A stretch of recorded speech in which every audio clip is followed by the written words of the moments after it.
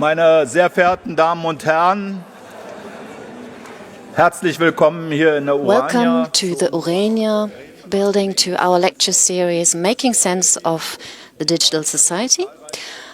I'm glad to see that you've turned out in such big numbers and have come to our event tonight. We decided to continue this lecture series next year, and I can tell you, well, we would look forward to seeing you again next year. Since December 2017, in cooperation with the Humboldt Institut for Internet and Society, we've been examining how digital technologies are transforming our society and what a European perspective on those transformation processes could look like. We've had several lectures in the series with speakers like Manuel Castells, who talked about power in the digital society. We had Eva Illus. She talked about the capitalist subjectivity and the internet. And the last lecture was Armin Nasehi. For what problem is digitalization a solution? So after all these lectures, I'm very happy to be announced that we will continue the lecture series with good speakers next year. I hope you'll keep coming and contribute to exploring societal change, to discuss it and to influence it with us. In these days where we're remembering the peaceful protests in the GDR 1989 and the fall of the wall, some of the key questions within this lecture series remain of big importance. How does power in the digital society express itself and how is it distributed? Are we witnesses of a revival of democracy through increased transparency and participation, or do we witness its downfall as a result of fragmented publics and the limitation of the private sphere? 30 years ago, citizens of the GDR fought peacefully to be able to express their opinion freely and to rid themselves of omnipresent surveillance. Today, a majority of people is aware of the potential danger of constant surveillance, but they readily surrender to the ecosystems of different digital platforms and thereby become data suppliers and, to say it in an exaggerated way, they become products of some few digital companies. We have to continue to analyze these developments and debate them in society in order to shape digital change together. Against this background, it's a great honor for me to welcome Shoshana Zuboff as a speaker here. She wrote an impressive book, The Age of Surveillance Capitalism, which exposes the threat to autonomy and democracy posed by the monopoly power of the internet corporations. Thank you very much for agreeing to take part in our lecture series. I'd now like to hand over to Christian Katzenbach from the Humboldt Institut, and it remains for me to wish you a fascinating evening. Enjoy.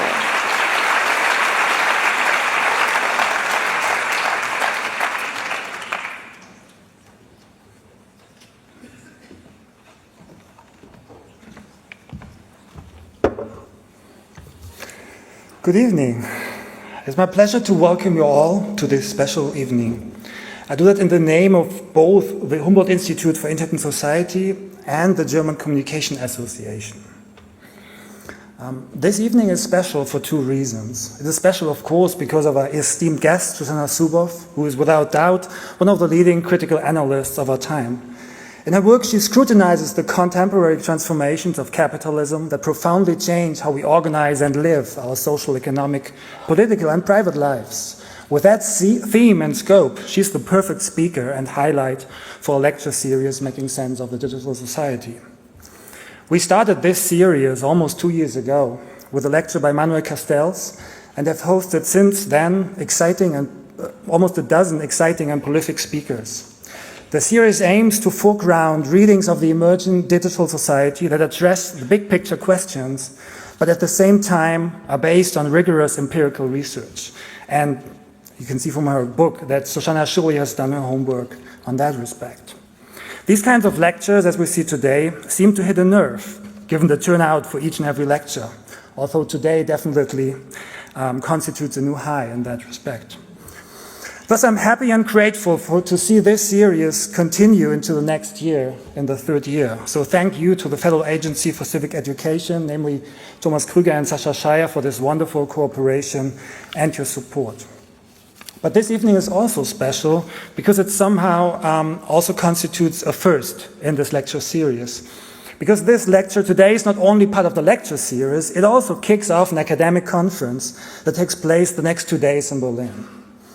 So I have the pleasure also to warmly welcome the participants and speakers of the conference Automating Communication in the Network Society, Contexts, Consequences and Critique, who are all among the audience tonight, or most of you. So you all have the chance to conduct probably even more informed conversations with your after-show drinks than usually in this series. This conference is the annual conference of the section Digital Communication in the German Communication Association. And this year it is jointly organized by the Weizenbaum Institute for the Network Society and the Humboldt Institute. And I'm profoundly happy to see this cooperation between the two Berlin-based German Internet institutes. We jointly contribute to the city's remarkable growing research community addressing the digital transformation. For the conference, we chose automation as a theme in order to give the current heated debates about AI and algorithms more historical depth and context. And given the tight connection between capitalism and automation, who could be better prepared to kick off this conference than an expert in capitalism and its digital transformation? So Shoshana, we all are more than happy and honored to have you here in Berlin today. But before you enter the stage, I need to hand over to our wonderful moderator, Toby Müller, who will guide us through the evening. And I promise your patience will be rewarded. Toby is a true master in properly introducing our speakers. Toby, the floor is yours.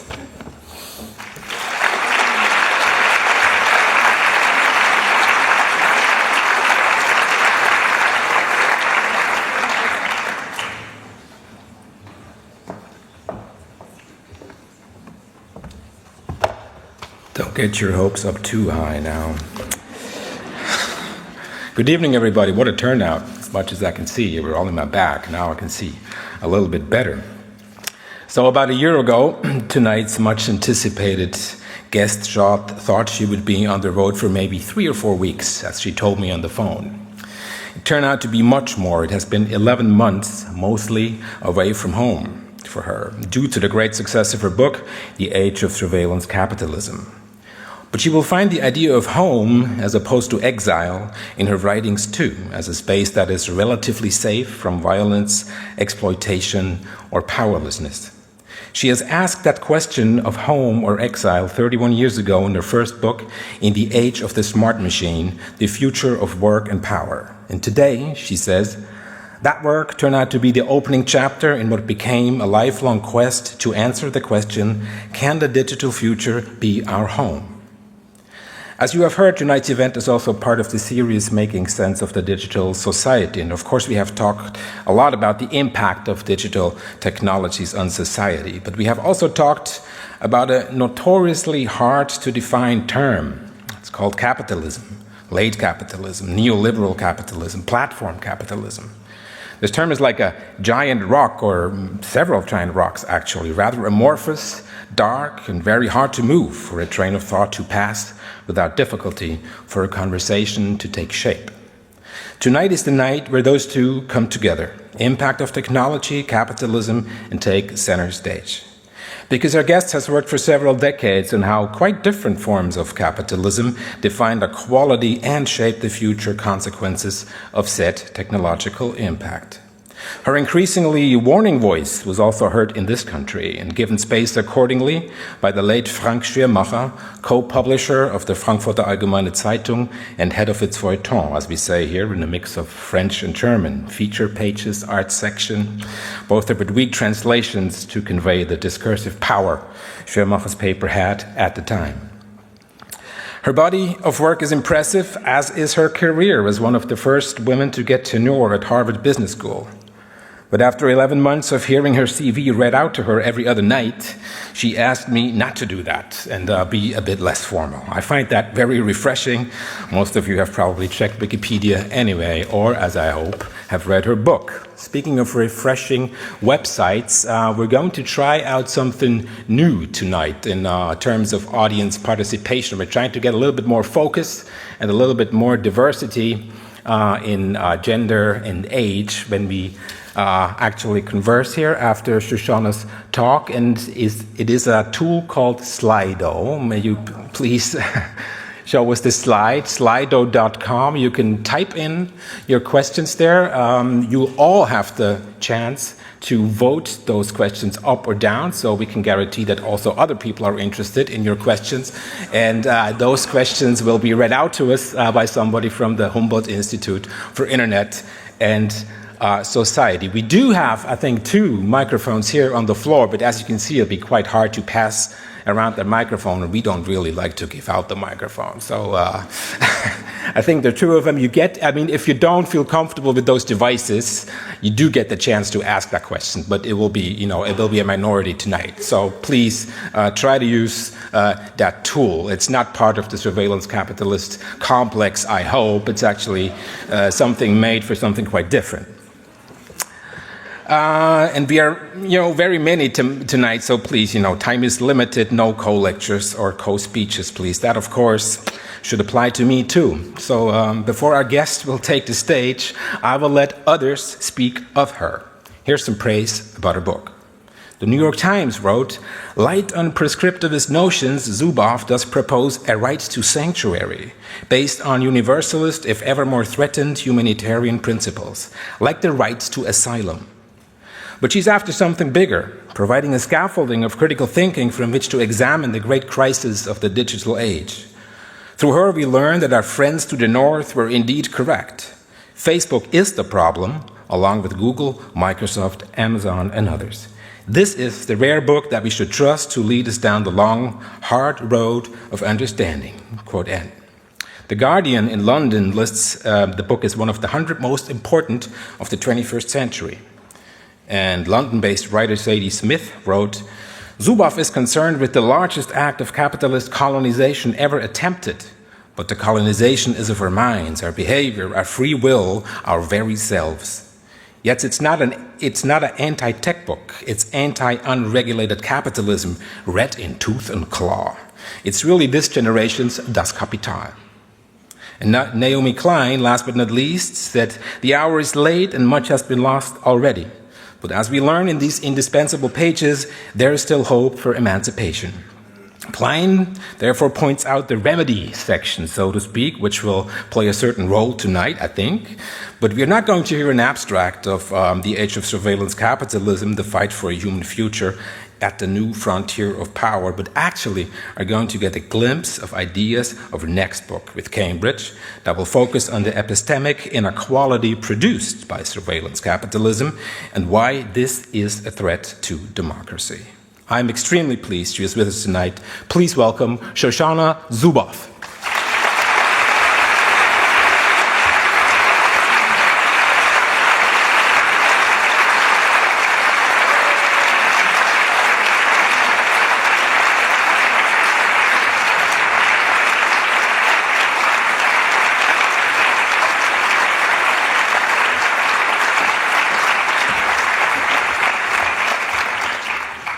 Oh my goodness.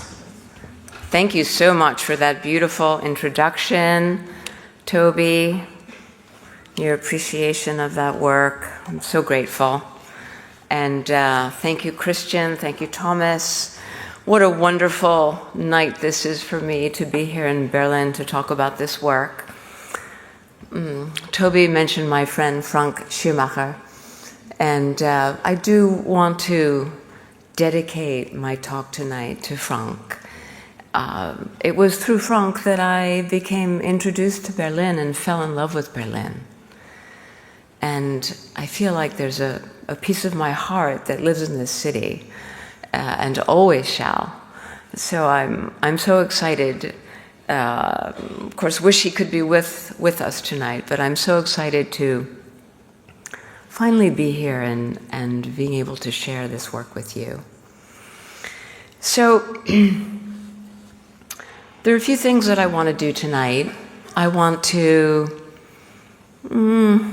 talk about some of the ideas that are in the book, but also kind of move that forward, driving forward into implications, driving forward into more careful thinking about remedies, the word I was using with Toby, what are some of the things that we can start contemplating as the way that we come together to move through and beyond this age of surveillance capitalism, which, as you know, if you've read the book, or at least maybe read the first page and the last page, on the last page I say, the age of surveillance capitalism, may it be a short one. And that, of course, is up to us. So, funnily enough, Toby brought up the New York Times, and I'm going to start with the New York Times. And this is a piece from the New York Times. You know what the Federal Trade Commission is? The Federal Trade Commission is that's the agency in the United States that now has most of the jurisdiction over commerce on the internet. So when we think about regulating the surveillance capitalists, we're talking about the Federal Trade Commission. So here's a New York Times reporter who's describing what he calls an unusually heated debate about privacy, individual rights, and law at the Federal Trade Commission. And he says, of course, industry was represented there, and civil society was represented there. And the industry executives were arguing, quote, they argued that they were capable of regulating themselves and that government intervention would be costly and, remember this word because we're going to come back to it later, counterproductive. All right, so that's the executives. The civil libertarians were warning that the company's data collection and analysis capabilities posed, quote, an unprecedented threat to individual freedom.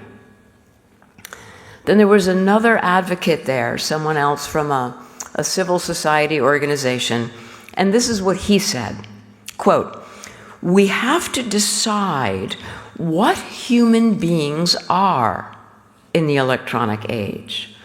Are we just going to be chattel for commerce? Finally, one of the commissioners asks the following question: where should we draw the line? Now, all of this sounds familiar to you, doesn't it? Does it sound familiar? Familiar debate? Familiar points of view? What's so interesting about this article, it was published in 1997. So, I think we know the outcome of this story. Who won the argument? So the executives won the argument, and they got their way. They got everything they asked for. In the United States, more than in Germany and more than in Europe, but still, relatively speaking, a near absence of law for them to be able to do what they wanted to do.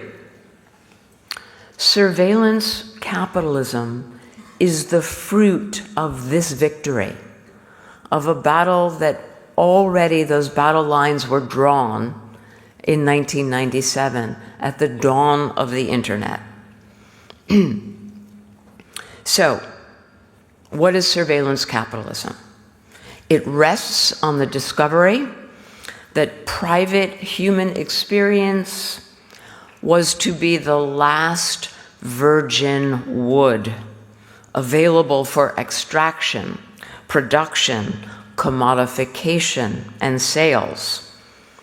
People, that means us, we did become chattel for commerce. That's exactly what happened.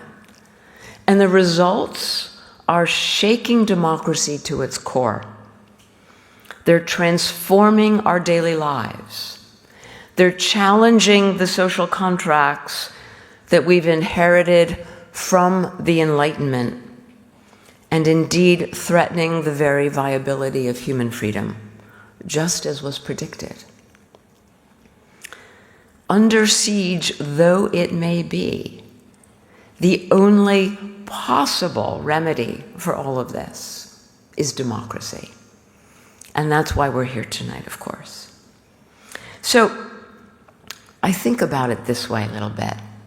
You know the story of Alice in Wonderland, yes? Everybody know the story of Alice in Wonderland? And you remember the white rabbit who had the clock and he was rushing and I'm late for a very important date, and he goes down the rabbit hole.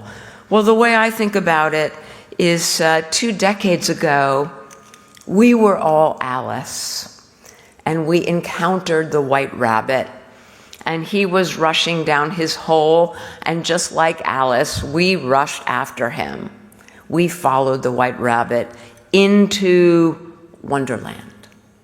What happened in Wonderland? In Wonderland, there are various things that we learned, and it took us 2 decades to learn them. Okay. First of all, we learned that we can search Google. We search Google. But now, 2 decades later, there is a fragile new awareness dawning. And it's occurring to us that it's not so much that we search Google, it's that Google searches us. In Wonderland, we assume that we use social media. But now, we've begun to understand that social media uses us. We thought that these are great free services, while these companies were thinking, these are great people who are free raw material for our new operations of analysis, production, and sales. We barely questioned why our television sets or our mattresses came with privacy policies. But now we're beginning to understand that privacy policies are actually surveillance policies. We admired the tech giants as innovative companies. But now, innovative companies, by the way, who occasionally made some big mistakes, and those mistakes violated our privacy. The difference now is that we're beginning to understand that those mistakes actually are the innovations. Those mistakes are the innovations. In Wonderland, we learn to believe that privacy is private. We failed to reckon with the profound distinction between a society that cherishes principles of individual sovereignty and one that lives by the social relations of the one-way mirror. Privacy is not private. Privacy is a collective action problem. Privacy is a political challenge. Privacy is about the kind of society that we live in. Finally, our most dangerous illusion of all in Wonderland. We believe that the internet offered unprecedented access to proprietary knowledge. But in the harsh glare of surveillance capitalism, we have come to learn that proprietary knowledge now has unprecedented access to us. The digital century was to have been democracy's golden age. Instead, we enter the 3rd decade of the 21st century, marked by an extreme new form of social inequality that threatens to remake society as it unmakes democracy. This new inequality is not based on what we can earn, but on what we can learn. It represents a focal shift from ownership of the means of production to ownership of the production of meaning. This is what I call epistemic inequality, defined as unequal access to learning, now imposed by private commercial mechanisms of information capture, production, analysis, and sales, best exemplified by the growing abyss between what we know and what can be known about us. Unequal knowledge about us produces unequal power over us, and so the abyss widens further, marking the distance now between what we can do and what can be done to us. These growing asymmetries ensure that epistemic inequality will be a critical social contest of our time. 20th century industrial society was based on the division of labor, and it followed that the struggle for economic equality would shape the politics of that time. Our digital century shifts society's coordinates from a division of labor to a division of learning.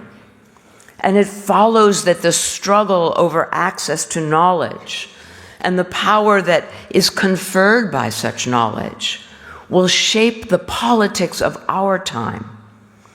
These contests pivot on three essential questions about knowledge, authority, and power.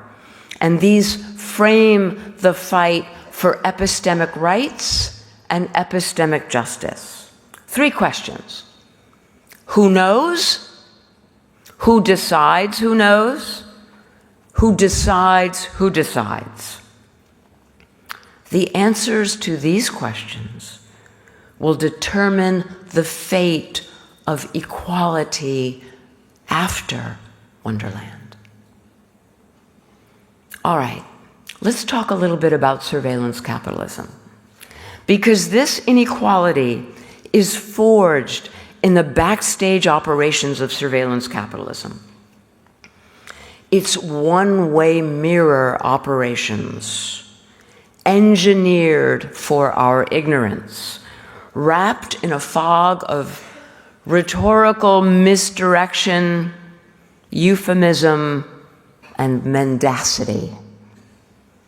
Invented at Google at the turn of the digital century, surveillance capitalism begins with the secret theft of private human experience, now declared as free raw material for translation into behavioral data.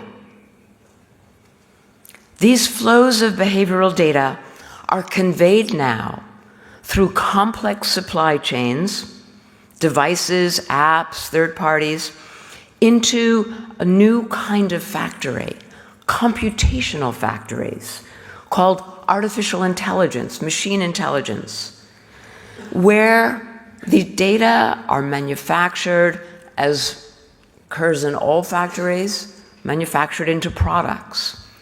But these now are specific kinds of computational products that are behavioral predictions, predictions of what we will do soon and later. In case you think I'm exaggerating, a leaked Facebook document, and I draw your attention to the word leaked. You know, it's crazy how much we have to depend upon leaked documents and whistleblowers to understand what's going on in these backstage operations. So there's a leaked Facebook document, came out about 2 years ago, and maybe some of you read about it.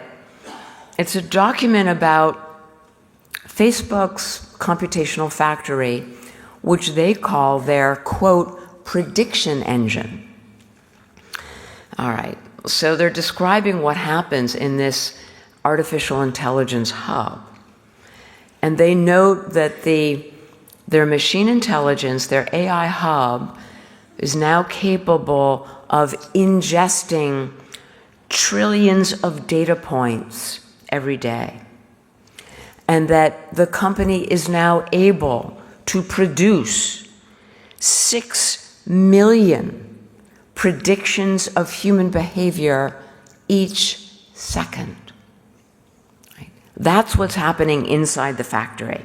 So these predictions are about us, but they're not for us. Where do they go? They're sold to business customers. It turns out that businesses are very interested in what we're going to do. They're very interested in our futures. So they're sold to business customers in a new kind of market that trades exclusively in human futures. Our futures, like we have markets that trade in wheat futures and pork belly futures and oil futures. We now have markets that trade in human futures. In other words, surveillance capitalists sell certainty. That means they're competing with each other on the quality of their predictions. And this is a form of trade that has birthed the richest and most powerful companies in history. All right, so this was invented at Google. The invention process began 2000, 2001, and we didn't start to learn anything about it really until the company went public, which was 2004. And they had to make public their initial public offering documents. So here's what we learned from those documents, and this is really crazy, so listen to this number I'm about to say. Between 2000 and 2004, their revenue line, now let me underscore something. 2000, why did they invent surveillance capitalism? You remember what 2000 was? I can't see you that, now I can see you a little bit better. So a lot of people in this room don't remember 2000. Because you either weren't born or you were too little. 2000 was a time called the dot-com bust. Everybody in Silicon Valley was going broke, and they were all panicked. That's when Google announced a state of emergency. They declared that famous state of exception, where they were going to let go of all of their previously held values and principles, and that's how they invented surveillance capitalism. But the point here is that they were in financial emergency in 2000 because they couldn't figure out a way to monetize, and their own venture capitalists were threatening to pull out, okay? So that's the background here. Let's get back to the story. So between 2000 and 2004, the revenue line, and of course, these are the years where they invented this new logic and started applying it, okay? So everybody clear on this? Between 2000 and 2004, now we're finally going to get to the punchline, their revenues increased by 3,590%. That's a very big number. Okay, so what is that? This is a startling number, and this number represents something that I call the surveillance dividend. That number would not be there were it not for this new logic of surveillance capitalism that I've just described to you, the surveillance dividend. And what did that do? Literally overnight, it raised the bar for every investment. First in Silicon Valley, in the tech sector, but eventually, of course, this has had effects through all economic sectors across our economies. Right? But now, imagine you're a venture capitalist, you're an investor, you're a Wall Street analyst. You can invest in a company that can increase its revenues in 4 or 5 years by 3,590%. Or you can invest in a company that's going to do innovation the older way, like Henry Ford. and actually invent a product that everybody wants. Which one are you going to invest in? Right? The answer is obvious. The surveillance dividend. All right, so what do we learn here? The surveillance dividend is the center of this. Surveillance capitalism produces the surveillance dividend, which has driven this logic not only through the tech sector, but through our economies. Surveillance capitalism is not the same as technology. Surveillance capitalism is not an inevitable consequence of digital technology. Surveillance capitalism is not restricted to technology companies. It redefines businesses in every sector now. So I'm going to tell you a great story about this. This is a story about chasing the surveillance dividend and what's happening inside our economies, all right? And so just to make this perfectly symmetrical, let's go back to the beginning of the 20th century and the Ford Motor Company, the birthplace of mass production as we know it. You remember the Model T, Ford, Henry Ford, the Model T, the most successful product ever sold until the iPod. So today we have the Ford Motor Company and a new CEO, not Henry Ford. And this CEO, Jim Hackett, is facing what some of you may know, a global slump in auto sales. Auto sales are down and they're not coming back. What is the CEO of Ford Motor Company to do? Well, if you were Henry Ford, you might say, hey, I know, let's invent a car that will actually compel people to buy it. How about a car that's completely affordable and doesn't burn any carbon? That's a good idea. That's not what Ford Motor Company is up to. Mr. Hackett says, I want to attract investment the same way that Facebook and Google do. So what I need to do is I need to find data. Wait a minute, I've got a great idea, he says. There are 100 million people driving Ford vehicles. So let's stream data from all those people. Then we can combine it with the data we have in the Ford credit business, where he says we already know everything about you.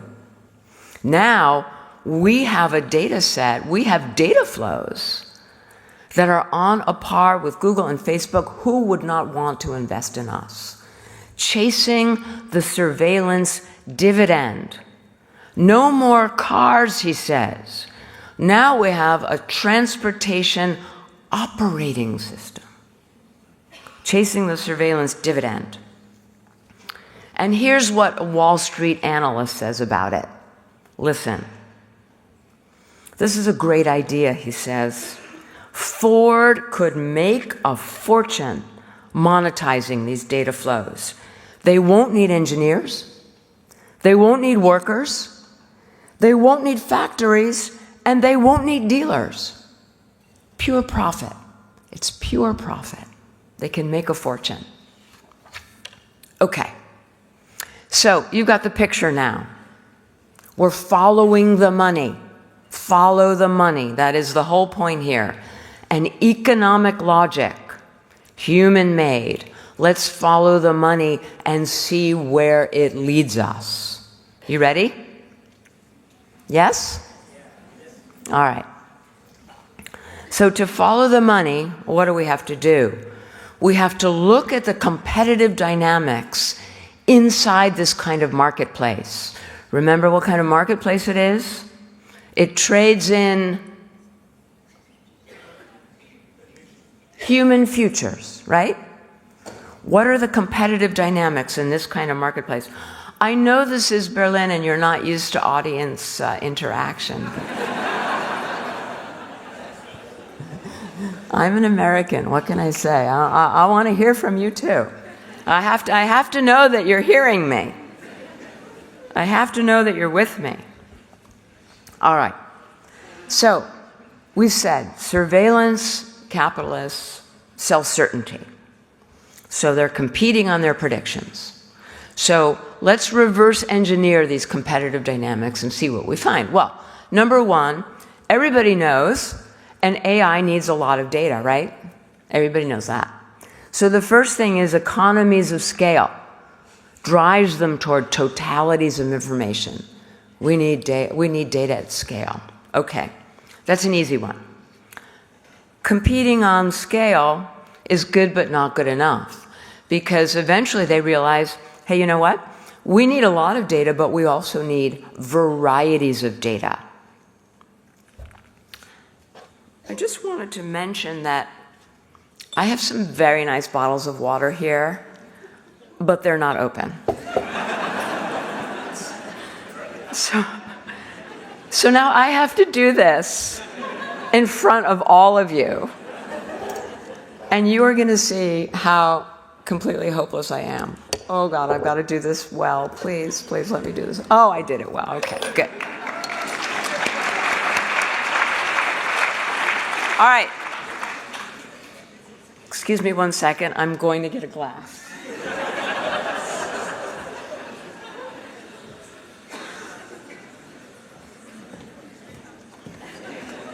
I guess we ran out of glasses. Okay. Thank you.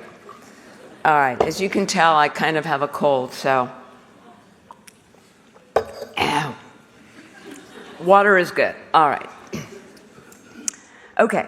So now we know that we need economies of scale, but we also need variety, so we need economies of scope, different kinds of data. Now, even though you're not old enough to remember the dot-com bust, many of you are old enough to remember the mobility revolution, right? So this is the idea that we give you a little computer, you put it in your pocket, and you go. We'll call it a phone, what the heck. And it will go everywhere with you, and now we can get economies of scope, like where you are, and what you're talking about, and who you're with, and what transactions you're making, and maybe where you're eating and what you're eating, and who you're emailing or texting, or what kind of browsing you're doing while you're walking in the park or walking through the city. We can get your voice. We can get all kinds of things now. Oh, and don't forget, what's the most important thing of all that we can get with this new computer? We can get your face. We can get all your faces. Okay, so we've got economies of scale and economies of scope. Prediction continues to evolve and competition continues to intensify. And pretty soon there's a new realization. The most predictive data comes from intervening in your behavior, intervening in the state of play, in order to actually nudge, coax, tune, herd your behavior in the direction of the outcomes that we are guaranteeing to our business customers. Herding your behavior in the direction of our revenues and ultimately our profits. Okay. So this is something new. This isn't just scale and scope, which we're familiar with. This is something new. And this tracks a process that data scientists talk about.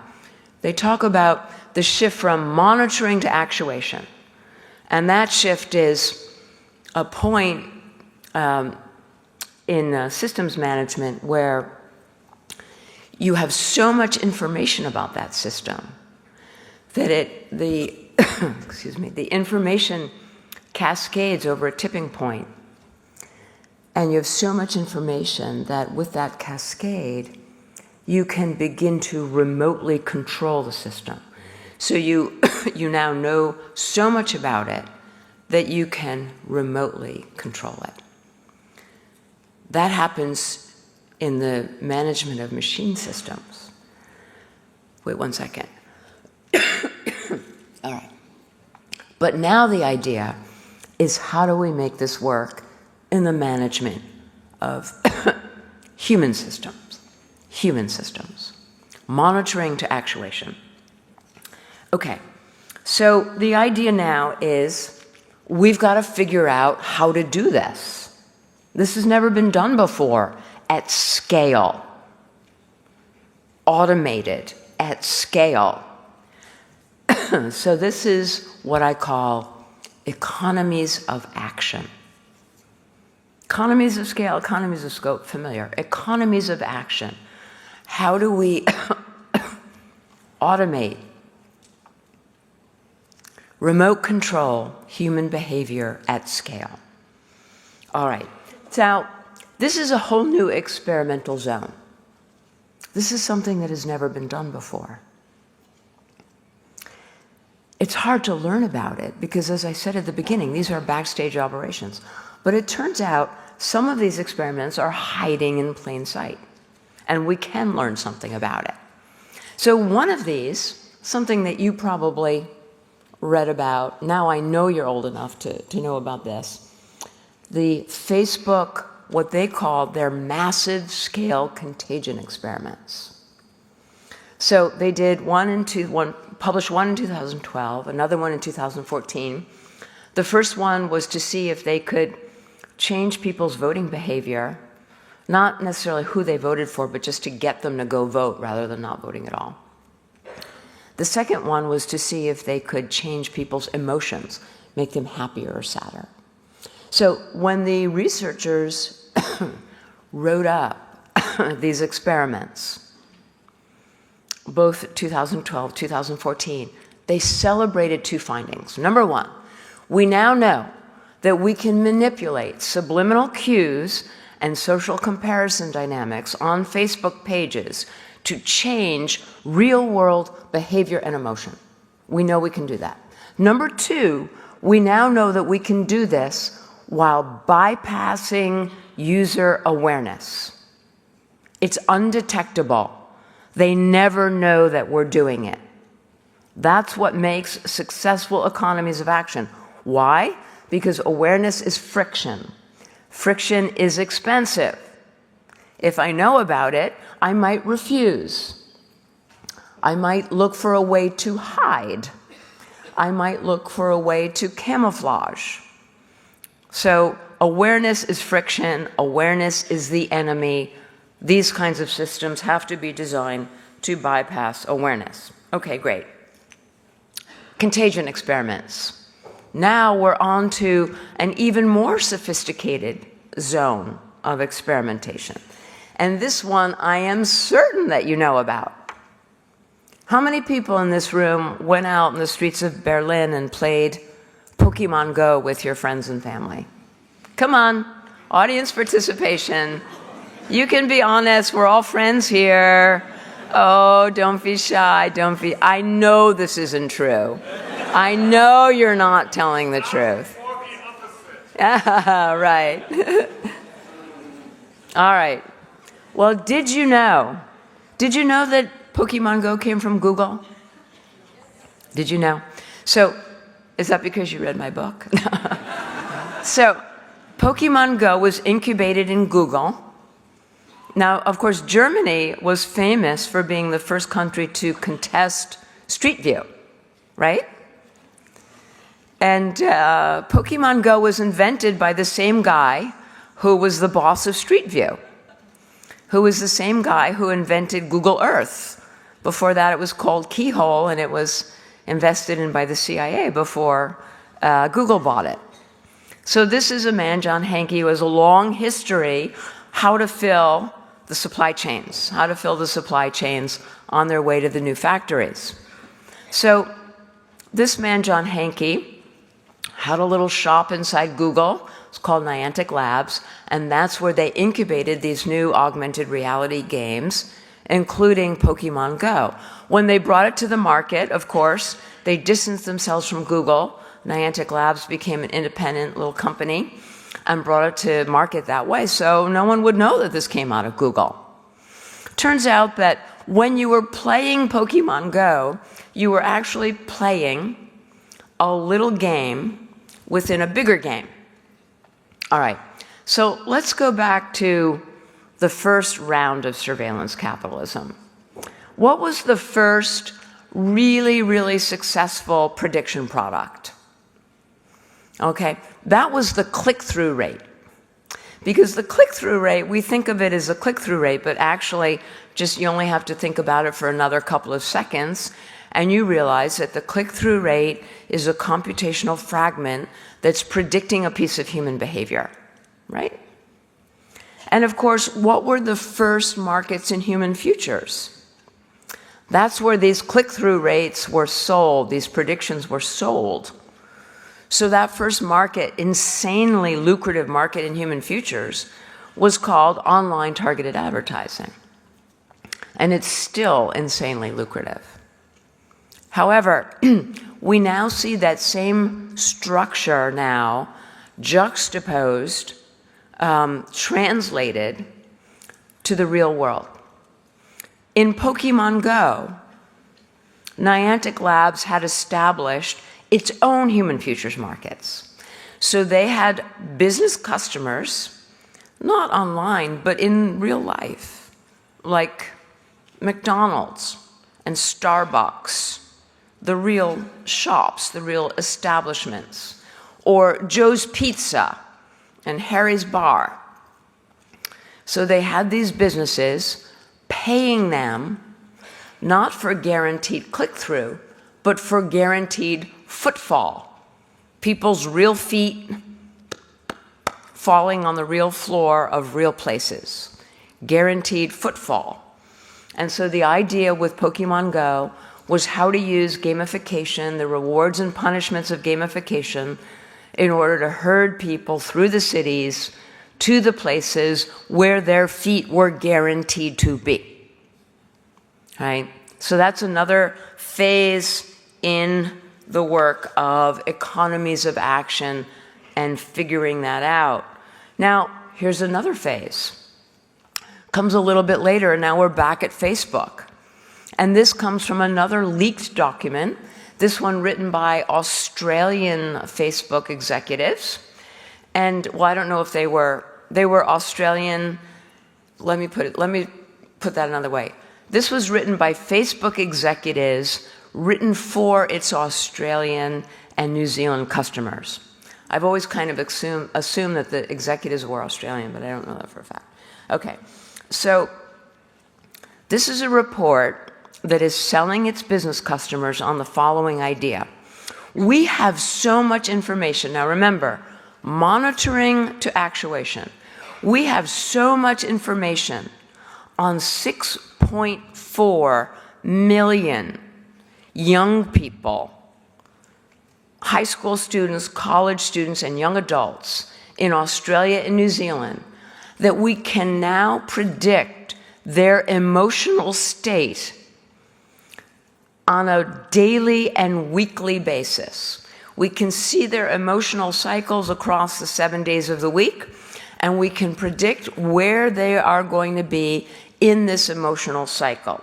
We can predict things like if they feel stressed, defeated, overwhelmed, anxious, nervous, stupid, silly, useless, or a failure.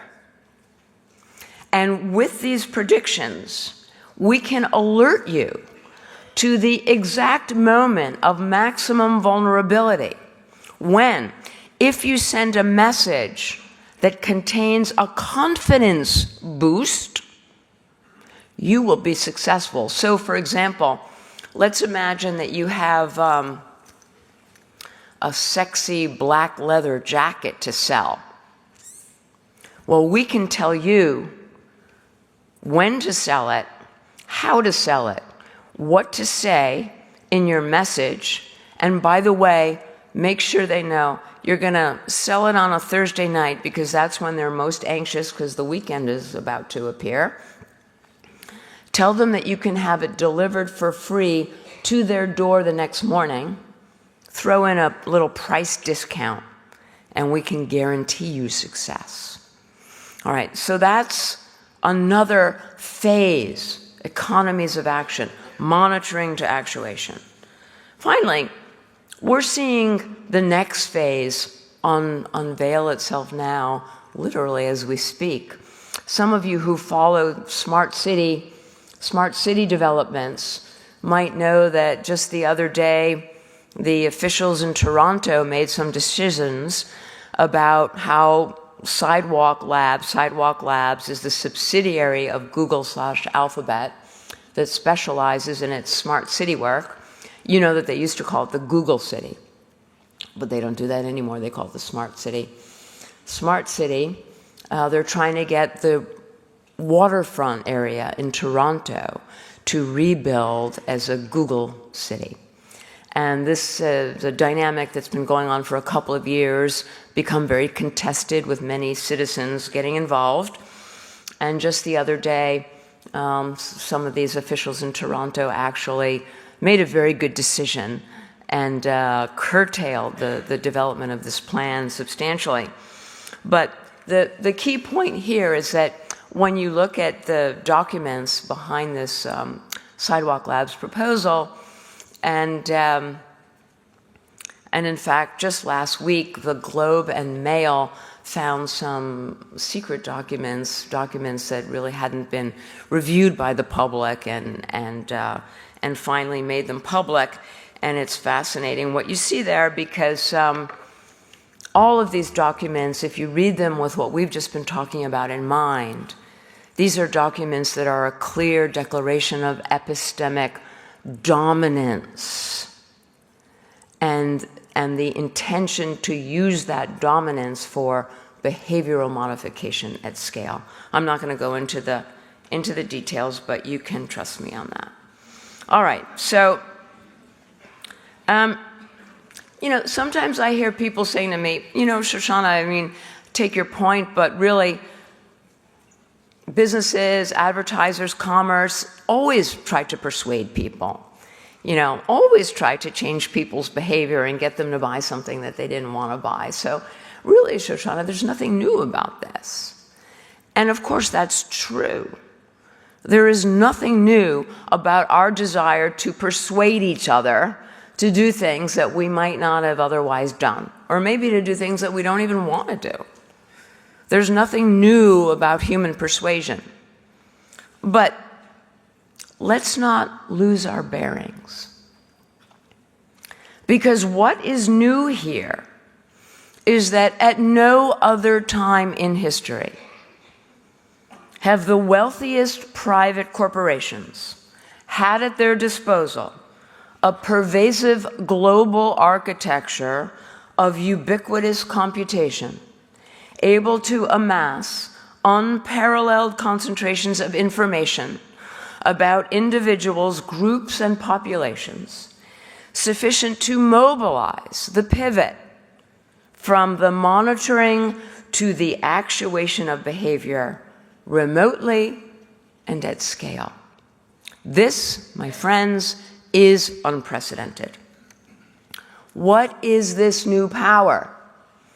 It works its will through the medium of digital instrumentation. It's not sending anybody to our homes at night to take us to the gulag or the camp. It's not threatening us with murder or terror. It is not totalitarian power.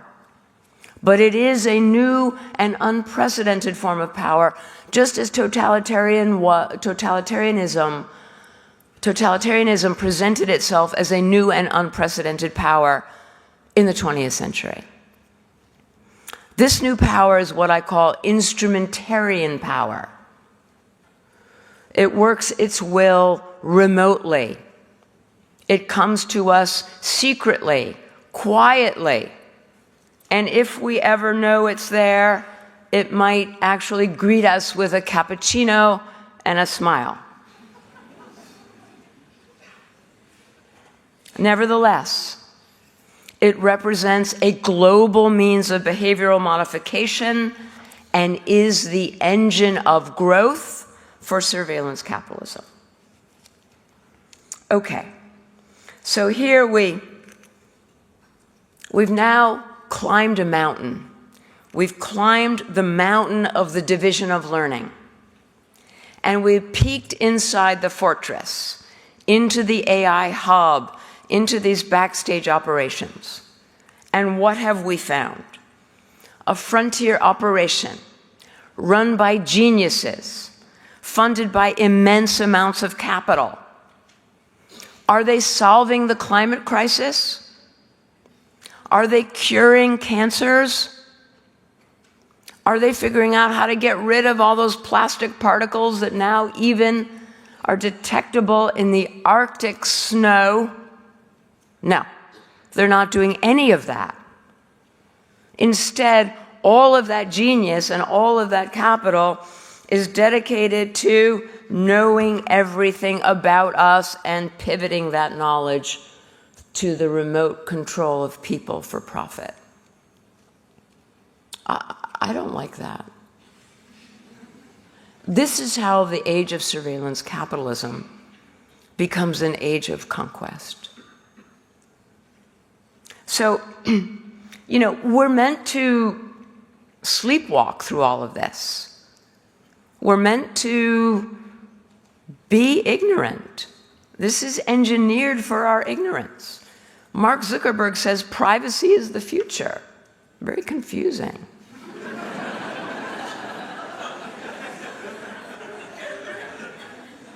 They just really think that we're stupid. And because we're meant to sleepwalk through this, when something actually rises up out of the fog to send us a message, well, it's crazy. I mean, it really gets our attention. This is what happened with Cambridge Analytica, isn't it? Chris Wiley, here's the whistleblower now. Chris Wiley says, this is what we've been doing. That really got our attention. Let's just take a minute and look at what Chris said Cambridge Analytica was doing. He said, quote, "We exploited Facebook to harvest millions of people's profiles. And then we built models to exploit what we knew about them and target their inner demons." Does that sound familiar? Does it? He says, the objective was behavioral micro-targeting, influencing voters based not on their demographics, but on their personalities. Does that sound familiar? He says, I think it's worse than bullying, because at least with bullying, people know what's being done to them. They have some kind of agency. With what we do, he said, people don't even know what's being done to them. He says, if you do not respect the agency of people, then anything you're doing after that point is not conducive to a democracy. Well, yeah, that's for sure. All right, so then he concludes. He says, Cambridge Analytica was information warfare, correctly acknowledging that information warfare originates in epistemic inequality.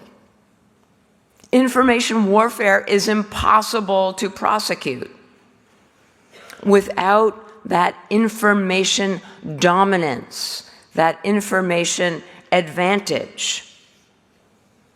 But what remains poorly understood, even today, is that Cambridge Analytica only repeated the mechanisms and methods that represent everyday life for every self-respecting surveillance capitalist. I mean, what more apt description of the treatment of those young people in Australia and New Zealand whose social anxieties were manipulated for profit than to say we built models to exploit their inner demons. I mean, how apropos is that? So here is this political consultancy that got the world's attention and still has the world's attention, when actually all it was a parasite in the host. And the host body was not just Facebook. The host body was surveillance capitalism itself. It's surveillance capitalism that provided the three things that the people who study information warfare say are essential for its success: the conditions, the weapons, and the opportunity. It was surveillance capitalism that provided the conditions through the ubiquitous datafication of human experience. It was surveillance capitalism that provided the weapons, the data, the methods, and the mechanisms, the predictive analyses, the intimate simulations of individuals, the behavioral micro-targeting, the techniques for subliminal influence and manipulation of social comparison dynamics, the mastery of hidden real-time experimentation, all of it pioneered in surveillance capitalism, the weapons. And finally, it was surveillance capitalism that provided the opportunity. The opportunity being the fact that all of these mechanisms can be applied while completely circumventing human awareness. It can all be done in secret. And that provides a massive opportunity for successful information warfare. The conclusion can only be that what we have failed to recognize is that it's not that Cambridge Analytica represents information warfare. And it's not that information warfare is strictly a function of the state or increasingly of even non-state but political actors. It turns out that surveillance capitalism and its illegitimate use of knowledge to power is best understood as the normalization and the institutionalization of information warfare for profit. That is the world that we are living in today. Okay. So I want to conclude with just a couple of thoughts that will allow us to turn the lights on in a minute without everybody feeling really depressed. Because you may not be able to tell right now from my voice, which is a little warped, but I'm actually very optimistic about our ability to change this. And in fact, I'll be very candid with you. Some of my optimism comes from your country.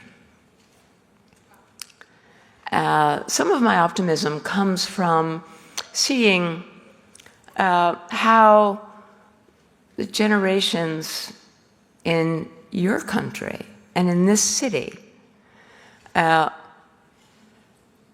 learn to confront and internalize the lessons of totalitarianism and completely change the fabric of your culture and your institutions and your laws.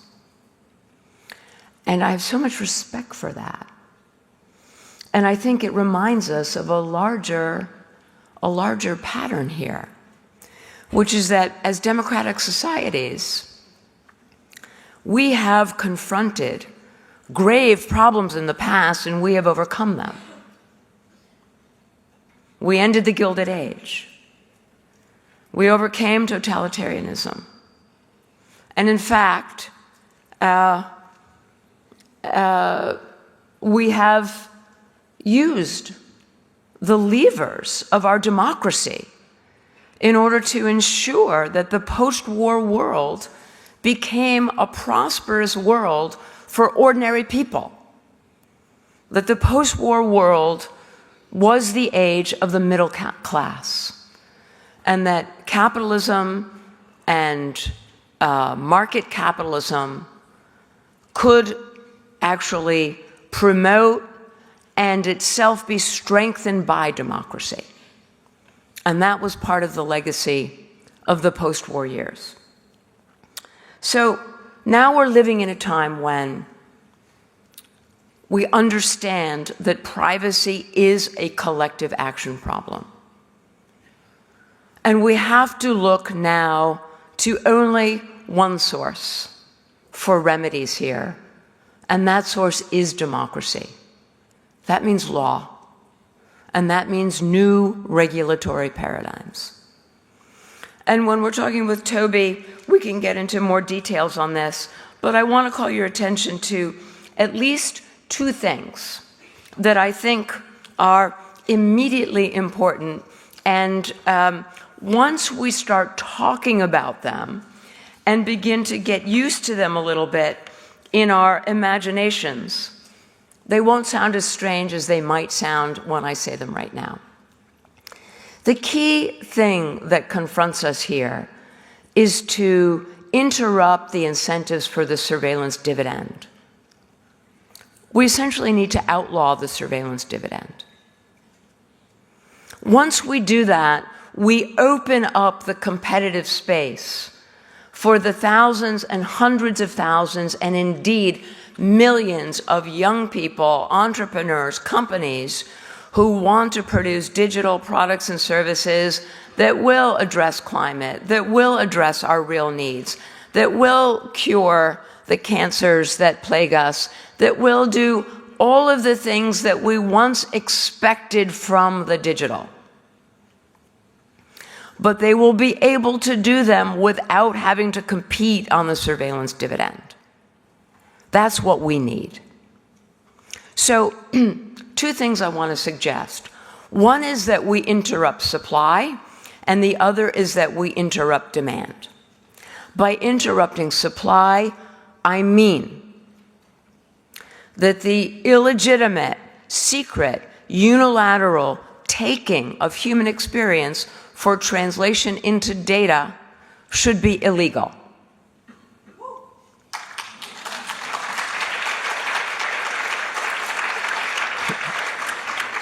The surveillance capitalists have fought. This fight that you heard about in 1997 continues literally every day. They have fought for the right to take our faces whenever and wherever they want to. They take our faces on the street. They take our faces in the park. They take our faces when and wherever they want to. Our faces go into their facial recognition systems. Facial recognition systems train data sets. Data sets, we now find out, often sold to military operations, military divisions, including those military operations that are imprisoning members of the Uyghur minority in central China in an open-air prison where the only walls are facial recognition systems. That's what I mean, by the way, privacy is not private. Okay, so we interrupt supply. The next thing that we can do is interrupt demand. And that means we eliminate the incentives to sell predictions of human behavior. How do we do that? We make markets that trade in human futures illegal. Other markets are illegal. Markets that trade in human organs are illegal. Why? Because they have predictably destructive consequences for people and for democracy. Markets that trade in human slaves are illegal because they have predictably destructive consequences. Markets that trade in human babies are illegal because they have predictably destructive consequences. Markets that trade in human futures should be illegal because, first, they are the enemies of human autonomy, because their competitive dynamics require economies of action for which human agency is the enemy. And second, because they inevitably produce the extreme asymmetries of knowledge and the power that accrues to knowledge that create epistemic inequality and epistemic injustice. Okay, so now we're at the end.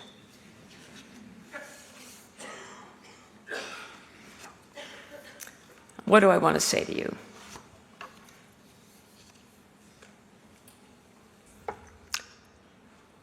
And now the question is not are you old enough to know this, but are you young enough to know this? Greta Thunberg. Greta Thunberg says, our house is on fire, succinctly framing the climate crisis. Cataclysm. Our house is on fire.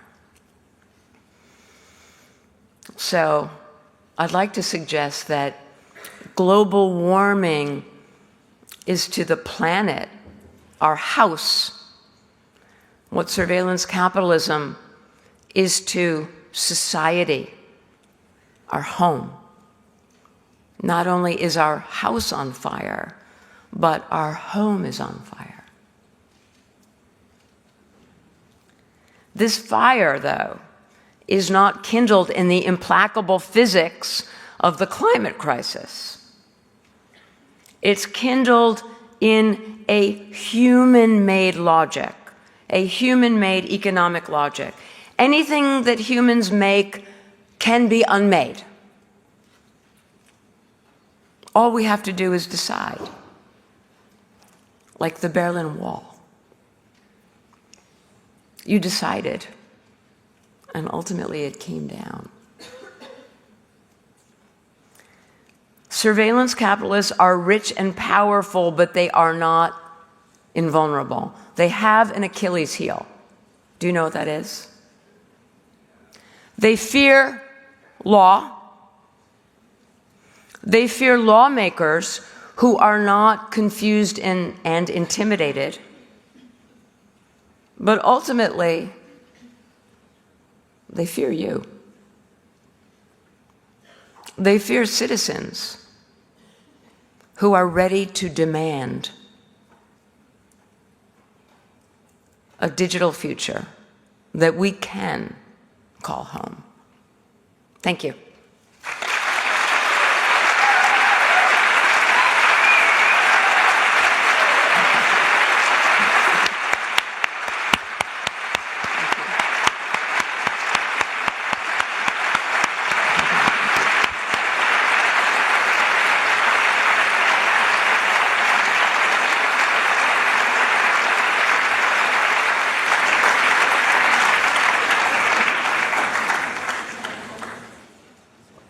I just want to say, I did have my watch up there. It didn't do me much good, though, did it? Thank you so much for that. That means the world to me. It really does. I'm doing a lot worse than you with the bottle here, actually. Oh. Behold. Yes, one's open. Well done. Thank you, Toby. Thank you so much, Shoshana, for that very interesting outline, again, on surveillance capitalism, and for the call to arms, so to speak, at the very end.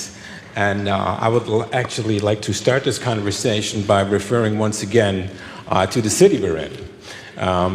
You know, even I am not old enough, that may come as a surprise to most of you, to have witnessed the fall of the wall here in Berlin. That's because I'm not German.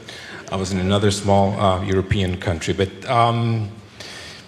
you you know, apparently everybody knows that obviously it was the GDR was a state that relied heavily on analog surveillance. It was estimated that about roughly 200,000 people were on the payroll of the secret police, of the Stasi, in a state, in a nation that, you know, had how many? 16 million inhabitants. So there's a conversation about how surveillance changes behavior there when it comes to analog surveillance. I mean, it's still a difficult conversation to have in Germany, actually, but the conversation is there. You know, we have talked about this for quite a while.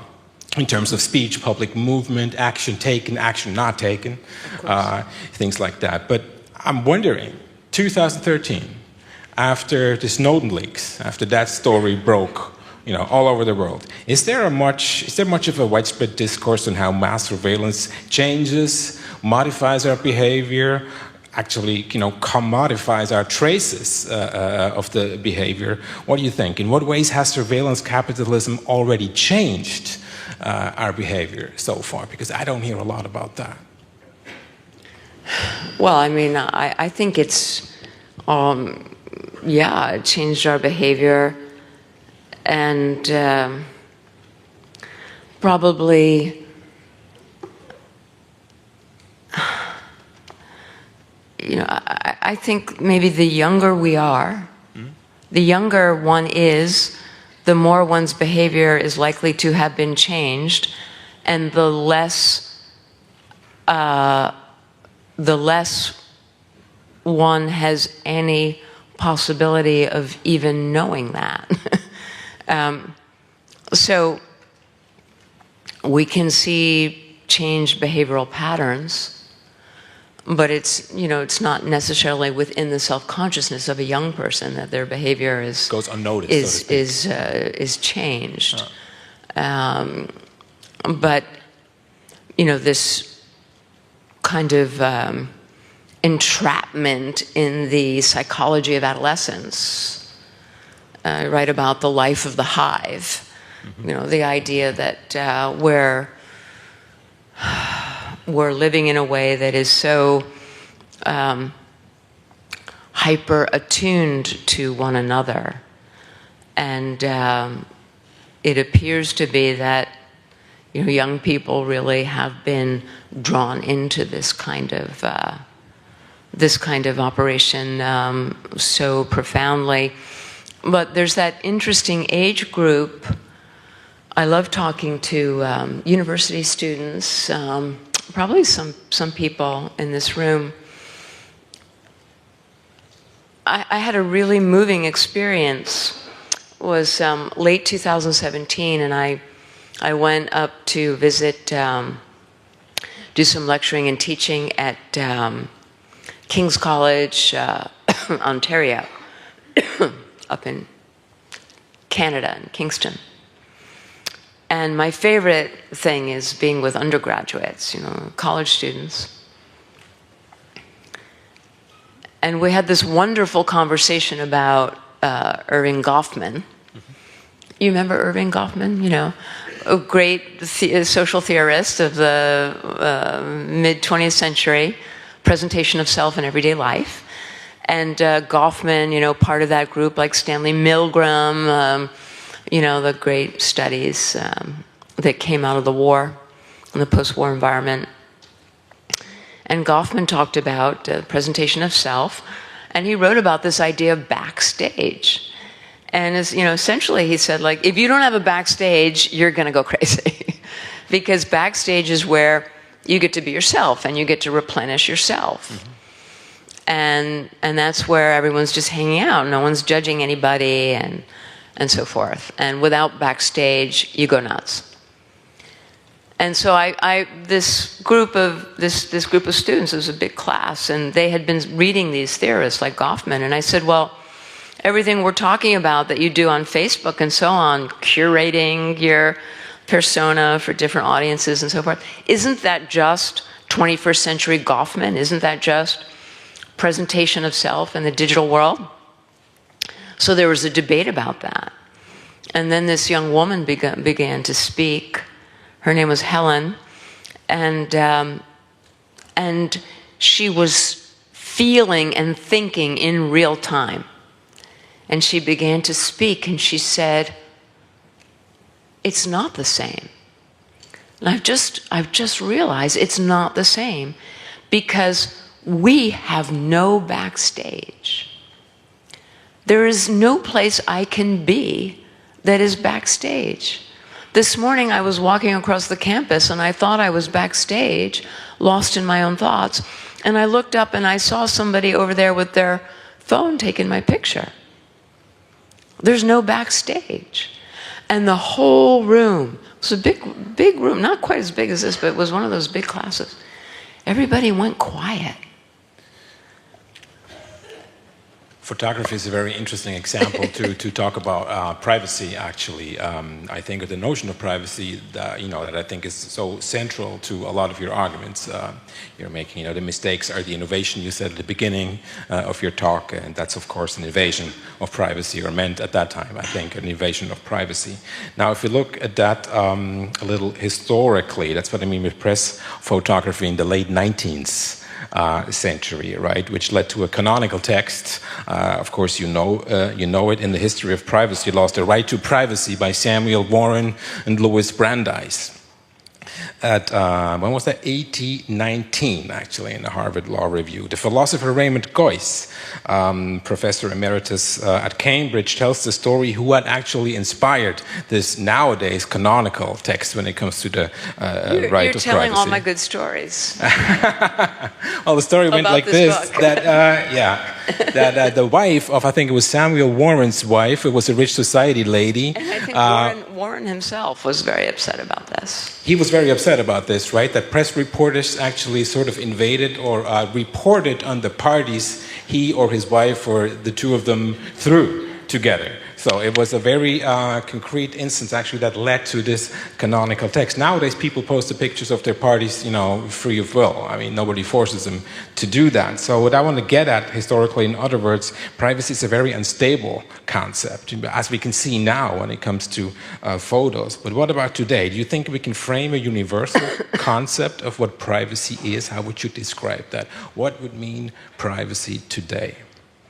Well, I mean, I was reading some of my materials today, just reminding myself of that great quote from Mark Zuckerberg. I think the quote was from 2011, when he said, "We just decided that there would be no privacy, and that would be the new social norm, and we went for it." And so, rather than, so what we've seen is this this assault on, there had been this sort of evolutionary process of privacy. Privacy, of course, is an idea that is only relevant to the growth of the evolution of the psychological individual, and the progressive individualization through history, which is an arduous and an arduous evolution, and one to be celebrated. Because with the concept of the individual came the concept of rights, and with the concept of rights came the concept of democracy and equality.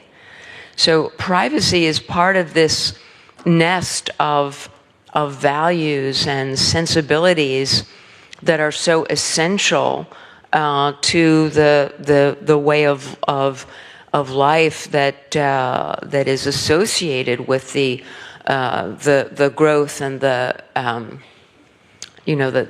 health of our democracies, the possibility of our democracies. So what's fascinating is that Facebook simply decided there would be no privacy. And what happened? Initially, what happened? What happened was the world exploded in outrage. We didn't just accept it. People all over the world were really, really angry. It's like we talked about Street View before. There were nobody actually knows how many lawsuits there were against Google because of Street View. But they were coming from almost every country on earth. Germany started in Hamburg, but you know, there was outrage and protest. So, but these lines were crossed, and there's habituation, and there's normalization, and there's what I call psychic numbing. So this goes with what we were just talking about a minute ago, what Helen said. There's no backstage. If there's no backstage, you start to go crazy in a certain kind of way. And what do you do to protect yourself from that feeling of craziness? You go numb. And so there's a lot of psychic numbing right now because we are all increasingly experiencing this world of no escape. And in order to protect ourselves from these feelings of going crazy, we kind of get numb and we stop thinking about it, you know, or we console ourselves with privacy browsers and ad blockers and things like that, or, you know, how to increase encryption, or maybe you're into the camouflage, you know, those special materials that you can buy to put over your face and confound facial recognition cameras and so forth. But so I don't know that we've given up on privacy so much as that we yearn for it. It's become unavailable, and that makes us feel kind of sick and crazy, and so we're protecting ourselves from that until we can figure out a way through. In which case, something that you and I have talked about a little bit, Toby, you know, I happen to believe that if we can get rid of the surveillance dividend and really open up the competitive playing field, we're at a moment in history where any business that comes on stream giving us the things that we actually want the way we want them without the overhang of these externalities that come with the surveillance dividend, these anti-democratic and anti-egalitarian externalities, that company or those companies really have the opportunity to have every person on earth as their customer. Because according to literally every survey in Europe, every survey in the United States, nobody wants this stuff. Nobody likes it. Nobody wants it. There's just very little choice.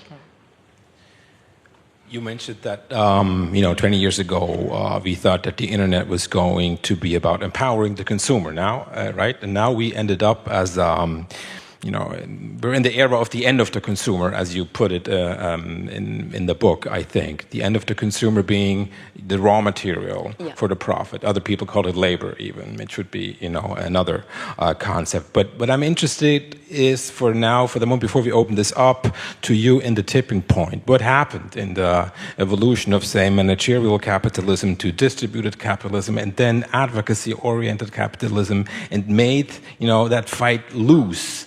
And so surveillance capitalism won by actually destroying the consumer. What kind of forces are there? Is this about continuity or discontinuity? Or in other words, how much capitalism is in surveillance capitalism that's always been there? Or is this really a break as in a discontinuity? You know, I would say it's both. I mean, surveillance capitalism, you know, replicates the age-old evolution of capitalism, claiming things that live outside the market dynamic, bringing them into the market for commodification, for production and sales. But what's crazy about this era of that pattern is that it's not simply about taking you know, nature, as in the case of industrial capitalism, to be reborn as commodities for sale and purchase, but now it's about taking human nature. It's about taking private human experience, and that sets into motion all these other kinds of dynamics that we've been talking about. But having said that, there are also, I think, very, very powerful ways in which surveillance capitalism diverges from the history of capitalism. Not only does surveillance capitalism not have, okay, let me put it this way. Surveillance capitalism breaks with the history of capitalism because it no longer has to sustain organic reciprocities with its own societies, with its own populations, right? Right. For two reasons. One is because it doesn't need us as its source of customers. We are not its customers, as has already been pointed out. I won't repeat. But also because it doesn't need us as a source of employees. It's not accurate to say we supply the labor. Because if we were labor, then we would be the workforce. And that's a source of reciprocity. Don't forget, democracy, you know, the amplification of democracy in Great Britain in the late 19th century was directly linked to the dependence of the elites on the working class. They understood that if they did not expand the franchise, the people who worked for them were likely to burn down their factories. So those reciprocities, that's not just like an abstraction, that's real life. Same with consumption. I mean, you know, there's wonderful historiography really looking deeply at the American Revolution as a consumer revolution. That the colonists actually you know, were finally molded into a shared, you know, a sense of shared political interests across these disparate colonies, because they were all outraged at how they were being treated as consumers. And when they wanted to protest, they said, we will cease to buy your products. I'll go without a winter coat. I'll go without tea. Right, so this is very real stuff that's intrinsic to the history of democracy. So that they don't need us as consumers and they don't need us as workers is a really big deal. And that is a tremendous difference from the history of democracy, from the history of capitalism.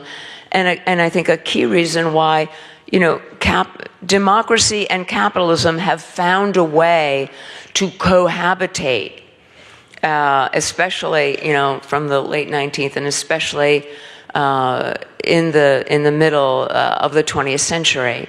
Market democracy turned out to be a very powerful and prosperous kind of structure, but is very unlikely as long as surveillance capitalism is the dominant market form. Let us switch to the new tool, Slido. Natalie, do you have questions? Now, ready for us? Pardon me? It's not an equal conversation. Don't use Slido. It's a conversation, and we don't need it moderated by whoever's reading those texts. Yeah, there's a reduction in the. We've been trying this out this evening. It's the first time we're trying it out. It's not the first time. It's used for Castell. It's also crap. I was not there with Castell. I'm sorry, we are trying this out tonight. Okay. We're still trying it out.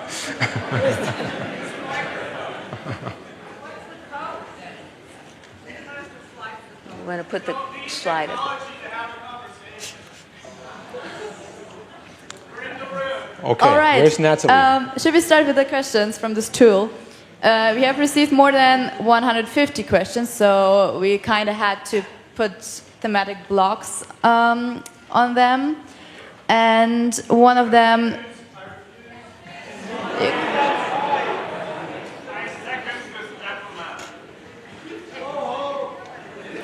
All right. This is like Berlin in the 90s. That's great. It's coming back. Resist. But we're trying out this tool. Please respect that. All right. So first block is about regulation, about lawmakers. And...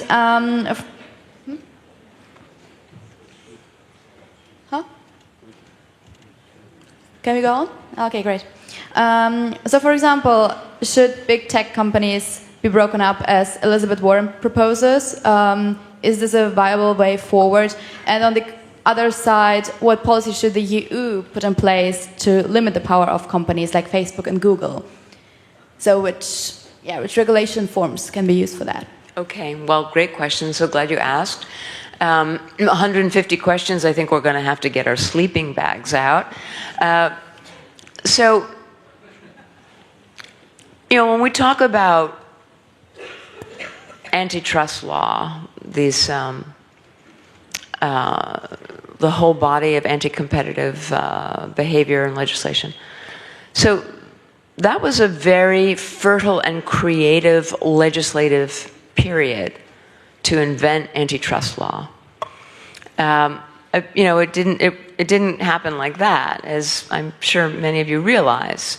There were cartels and there were monopolies, and they were a scourge on society, and there was tremendous contest and violence, and these laws and regulatory visions were developed by progressives and by legal scholars over a period of decades, and it was a tremendously creative act. So, you know, there's wonderful histories of regulation, and one of the lessons, these histories of regulation, is that regulatory efforts fail when they are unable to frame regulatory strategies that are carefully based on an understanding of the industry that they're trying to regulate. And I think the same can be said on the larger scale now for surveillance capitalism. So let me connect those 2 points. Number one, it simply can't be a question of taking that very creative legislative work that came out of the 20th century and applying it to a wholly new set of mechanisms and methods, problems and phenomena in the 21st century. Do we have anti-competitive behavior among these companies? Yes. Do we have monopoly behavior? Yes. Will addressing those monopolies will it interrupt and outlaw surveillance capitalism? No, not in my view. What it's more likely to do, breaking them up, quote unquote, we run the risk of creating more surveillance capitalist companies, intensifying competition among surveillance capitalists, and therefore intensifying the drive towards certainty and predictability that I've just been describing to you. So what I believe is that we need to stand on the shoulders of 20th century antitrust law, 20th century and even early 21st century privacy law, and we need to build on that with specific understanding of surveillance capitalism's logic, its methods, its mechanisms, its imperatives, and having a new creative effort that produces the insight, the legislation, the regulatory vision that will interrupt and outlaw what is unprecedented here. Okay, thank you. Next question, but I can't see you. Can you raise your hand? I'm here. You're there? Okay, there you are. Hi. I'm going to stand up. Yeah, maybe that's better. Thank you. You're welcome.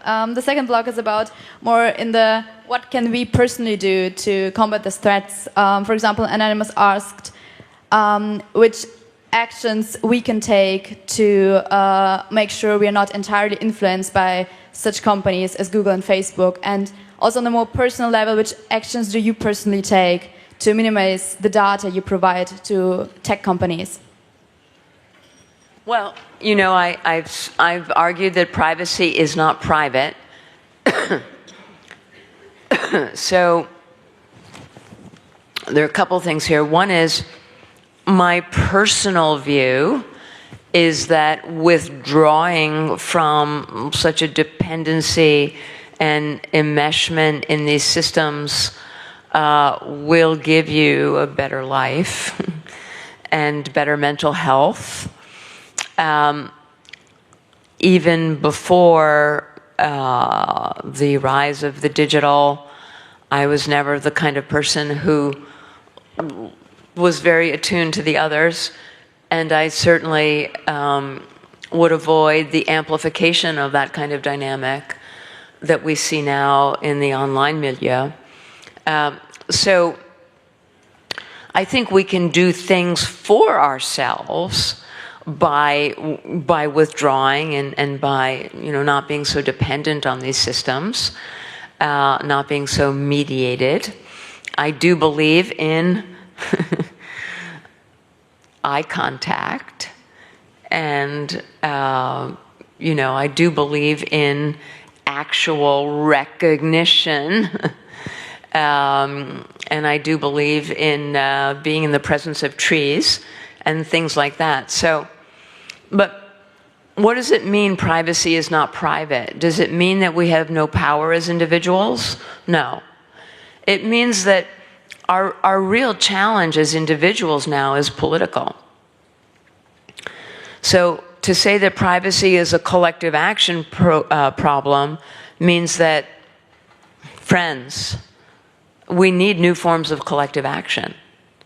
So, in the 19th century, and especially in the first part of the 20th century, this was about, the right to have a union, and the right to bargain collectively, and the right to strike.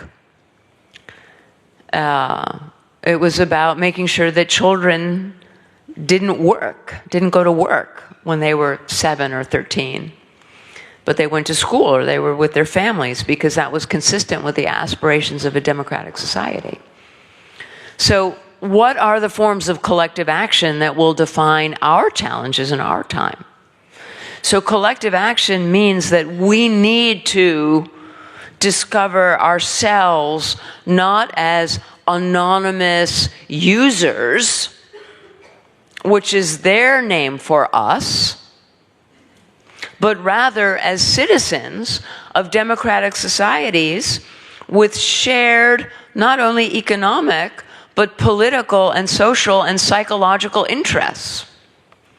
And we have to come together in those interests and create these new forms that are going ultimately to be the vehicles that put pressure on our lawmakers, that mobilize our lawmakers into this next era of creativity and a new regulatory vision.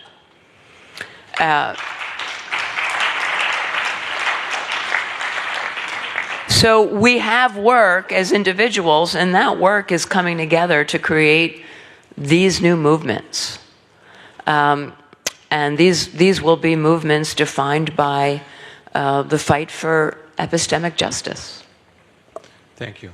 Okay, just a small announcement. I know we're running a little bit late. I thought we had a conversation up here for 20 minutes, and then it's your turn for 20 minutes, and I think we're going to stick with that. So we have another about 12 minutes maybe until this evening will end a little bit late, but the subject is so huge, and our speaker is great, so I think we can all deal with that. I can, certainly. So I think there'll be one more question for the moment from Slido, and then we'll go to the microphone on both sides. Please, Natalie. Great. So we have a top-voted question by far, which is more about the organizational part of the event. The event is co-organized by the Humboldt Institut for Internet and Society, which received millions of funding by Google. Do you think that this is a problem?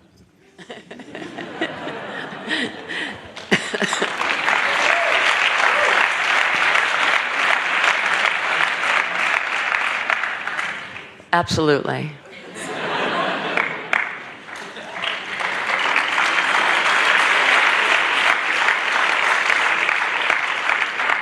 I mean, years ago, when I was a little girl, there was a wonderful thinker, Herbert Marcuse, who wrote a book called The One-Dimensional Society.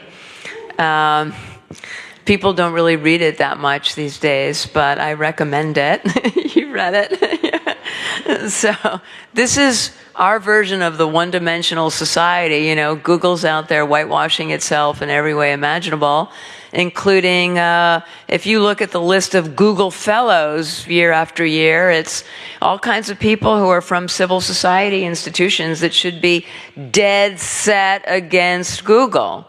And instead, they're Google fellows, and they fund conferences, and they fund civil society organizations, and this is part of the whitewashing that is intended to keep us so confused. You know, it's like I said before, Mark Zuckerberg just told us that the future is privacy. What? What did you just say, Mark? So, you know, they think we're stupid, and we're supposed to be confused, and we're supposed to think that they're really nice. But I don't think that, and I wish that they weren't a sponsor of this event. To be honest, perfectly honest, I didn't know this until a little while ago, a few days ago. But I have been at other events that I was very proud of, including the CPDP event in Brussels, where we launched my book in January, which is also, you know, Google is still a sponsor there. And there are some folks who refused to go to that meeting because it was sponsored by Google. But, you know, it's a calculation, it's a choice, cost benefit, you know. Better to go, be with you, share a message, or better to stand on my principles and not come here and be silent. So that's how I calculate the cost benefit, but I'm not happy about it.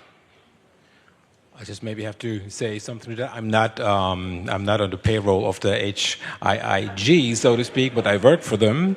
And just to give a little bit background information, the institute was founded by different universities here in Berlin, not by Google. And I think in the board of 5 people or 6 people, there's one Google guy. That's just to give you an impression. I think it's 1.5 million euros a year that the institute gets from Google. That's about, in good years, that's about half of the budget. 1.5 at the most is the other kind of Drittmittel, the other funding they're able to gather. Sometimes it's less. Just to give you a couple of numbers on that. There's a microphone. On this side, is there one on the other side too? You see, that's the problem, because this is so packed and we don't have aisles and everything. It's really hard to handle the microphone. This is one of the reasons we opted for Slido, like back in the day at the Kino International with Castells. That's part of the reason. Okay, how are we going to do this?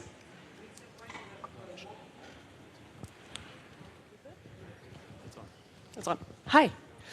Thank you so much for your talk. I'm Danny Stockman. I'm professor here at the Hertie School of Governance. I'm wondering whether you could speak to alternative business models to the surveillance capitalism for tech companies to use in the future. Thanks. Well, you know, I think, for example,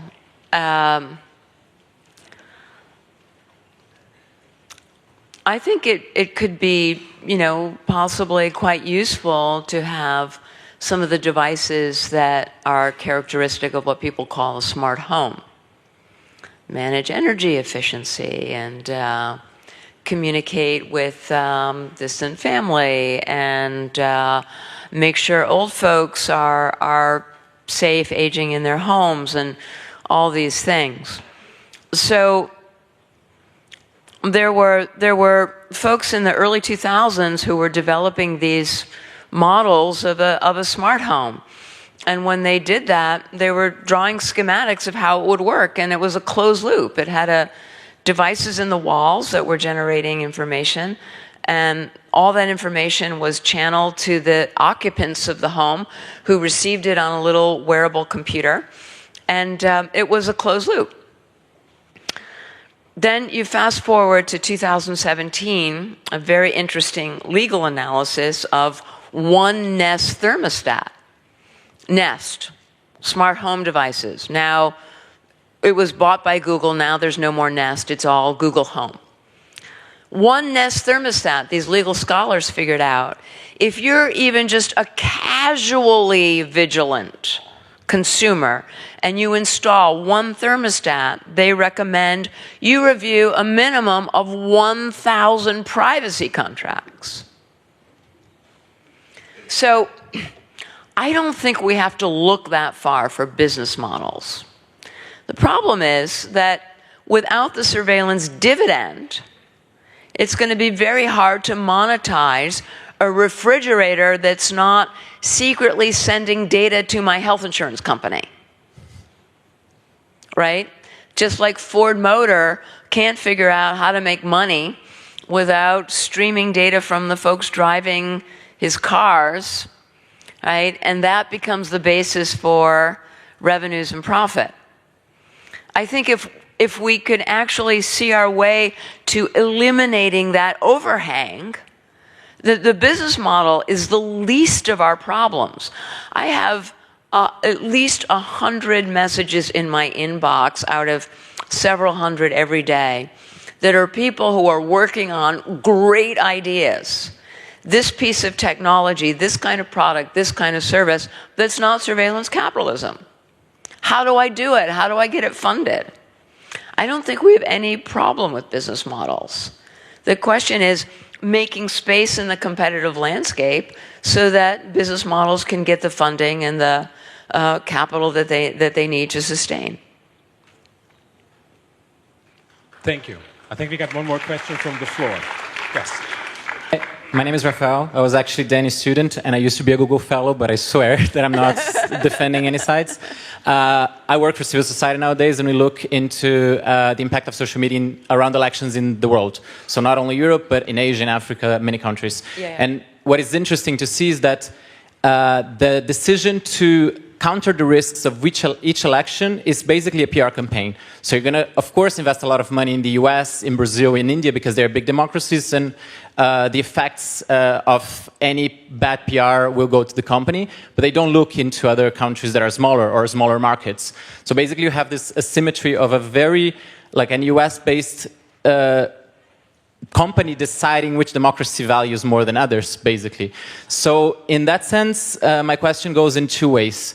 So you mentioned about this infrastructure generating predictions about behavior. So you have basically inside of those companies probably 98% of the efforts towards that and 2% towards countering the effects, the negative effects of that.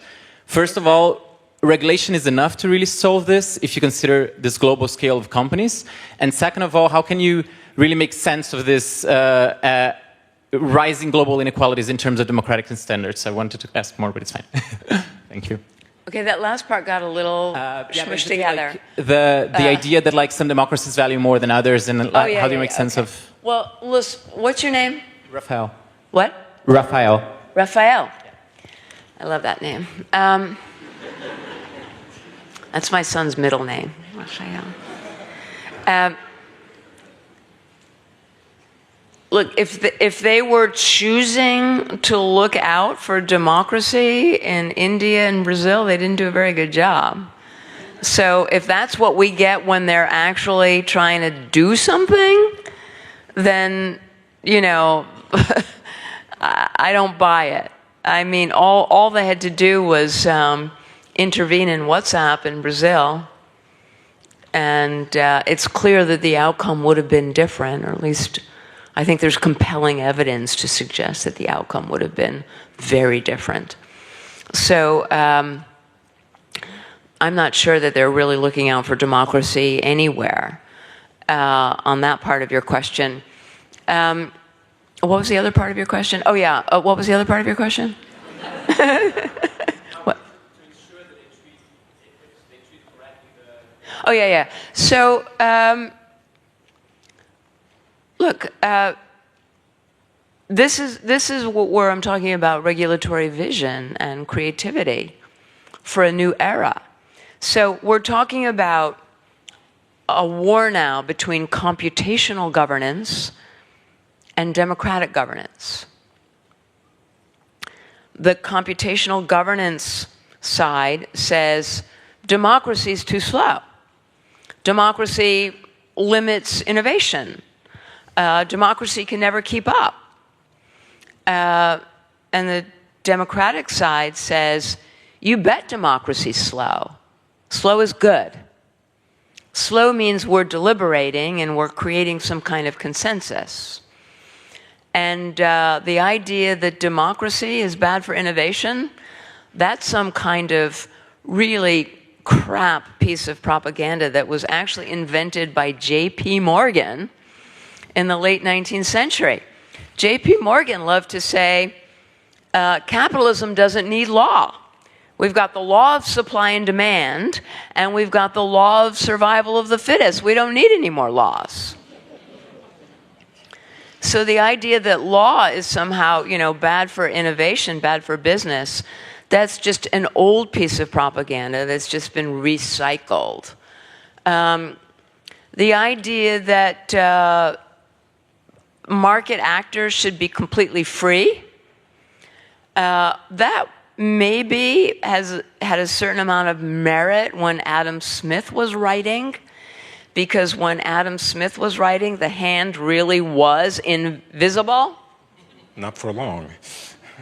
But today, the hand is not invisible. These cats know everything. So they actually know too much to qualify for freedom. So that argument is gone. So the point is, part of a democratic regulatory vision is to say, it is not okay, for example, to have political advertising that is patently false. It is not okay to have videos of elected officials that are known to be false. It is not okay to have a virus without a vaccine. These things are simply not compatible with how democracies have to run. And so, can we regulate that? Yes, we can. Can we do that without that being turned into censorship? I believe we can. That's where the imagination now, that's the front line now. But we see the alternative, and it's unacceptable. Thank you, Shoshana. What we usually do in this series, please.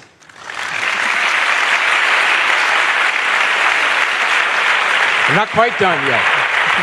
Not quite done yet.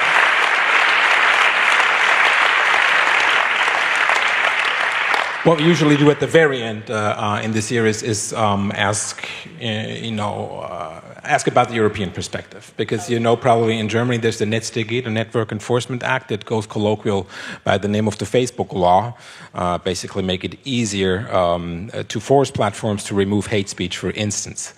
It is a set of compliance rules, more or less. Then there's the right to forget on a European level, things like that. Now, there is the usual European conceit, that borders on feelings of moral superiority. I'm sure you know what I mean. And there's those who think, forget it. We do not have enough power in this new emerging world order anyways. Now, what's your take on the European perspective of agency in that matter from the US? Well, when I first met Frank Schirmacher and I began writing for the FAZ in 2013, I told him then that I wanted to write for him because Europe was the front line. And Europe still is the front line. So if we are going to make progress on the things that we've been talking about this evening, I do believe that that progress will be made here first. And I don't know that we have to call it moral superiority. I simply think that Europe has had a different experience than America. And World War II is an important part of that. And what our societies learned from the devastation of that time is different and has played out differently in our different European and American civilizations. And I do believe that in many ways, Europe understands that democracy has to be defended and fought for in every generation. I was doing a book signing a few months ago in America, and this, long line, and I'm kind of got my head down, and a beautiful young woman comes, and we sign, and what's your name? And tells me her name, and she says, I'm very depressed. Your talk really, really made me sad. And I said, oh my, why are you depressed? What happened? Why did I make you sad? And she said, well, I've lost faith in democracy. And we talked about it a little bit. And I said, you've just given me an insight that I didn't have before. That for someone your age, especially coming of age, 8 years of Obama or whatever, it's like you're looking at democracy like it's a mountain, like it's a boulder, and it's there when you're born, and it will be there when you die, just exactly the same. But that's not what democracy is. Democracy is a creature of human imagination and will. And every generation has to keep it going.